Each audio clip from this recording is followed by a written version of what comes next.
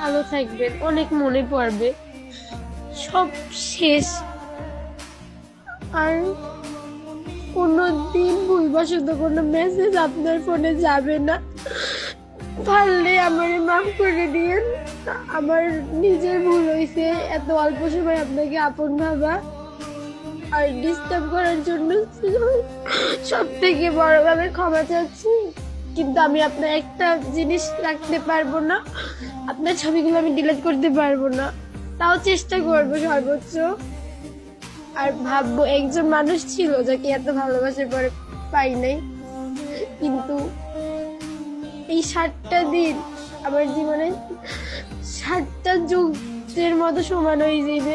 আমি একটা কথা বলবো, ভালো থাকবেন।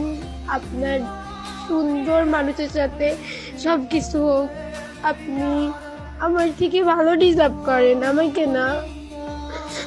আমি সম্পূর্ণ সব ক্ষমা করে দেবো, অভিযোগ রাখবো না। কিন্তু মনে রাখবেন, আপনার প্রত্যেকটা কথা, প্রত্যেকটা মিনিট, প্রত্যেকটা সেকেন্ড আমি নামাজে বইও যদি আমার চোখের পানি আপনার নাইলে সহ্য হবে, কিন্তু আমি একটা দাবিও ছাড়বো না। আমি আপনার ভালো থাকা নষ্ট করার মতো এমন কোনো মানুষ না।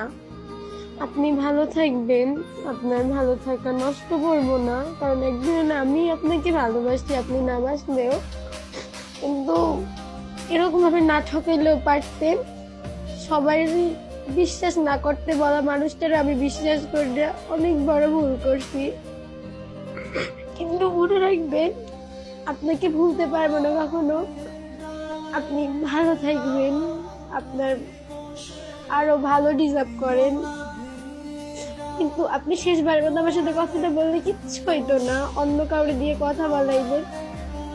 হ্যাঁ, আমি জানি আমি আপনাকে বিরক্ত করতেছি, কিন্তু শেষবারের সাথে আমার সাথে একটু কথা বলেন। কিন্তু আমি কিচ্ছু জানতে চাই না, একবার একটা কথা জিজ্ঞেস করবো, আর কিচ্ছু না। বিশ্বাস করেন, আমি নাটক কোনো কিচ্ছু করতেছি না। প্লিজ একবার হলেও তো বলছিলেন আপনি আমাকে ভালোবাসেন।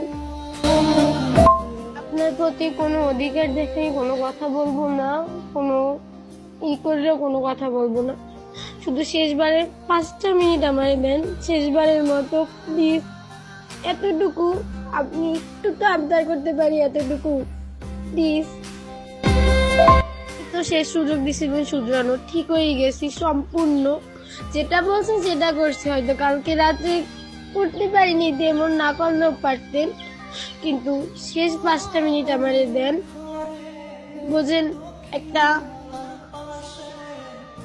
ফালতু জিনিসের জন্য যে 2 মিনিট সময় নষ্ট করা যায়, ওইরকম একটা ফালতু জিনিসের লাগে আমার 2 মিনিট সময় দেন, একটু কথা বলার জন্য।